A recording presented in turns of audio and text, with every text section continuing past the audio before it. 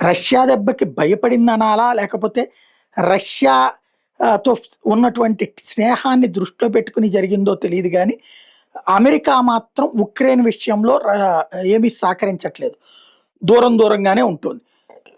అదే సందర్భంలో యూరప్ దేశాలు ఇప్పుడు అమెరికా పాత్ర తీసుకొని ఉక్రెయిన్‌కి పెద్దన్న పాత్ర పోషిస్తున్నాయి. ఉక్రెయిన్‌కి కావాల్సిన ఆర్థిక సాయం, ఉక్రెయిన్‌కి కావాల్సినటువంటి ఆయుధ సాయం, డ్రోన్ సాయం, మాట సాయం చేస్తున్నాయి. ఈ దశలో ఒకవేళ గనక తీవ్ర పరిణామాలు ఎదురైతే యూరోపియన్ సమాజం మొత్తం దాడికొస్తుందన్నటువంటి సంకేతాలు ఇస్తున్నాయి.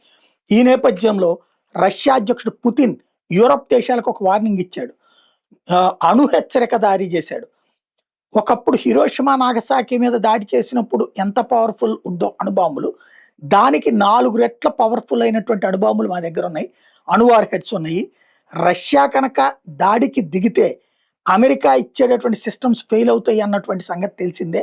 అదే సందర్భంలో యూరప్ దగ్గర అసలు అవి కూడా లేవు. వాళ్ళ సొంత డిఫెన్స్‌లన్నీ కూడా ఫెయిల్యూర్ అయినయ్యే.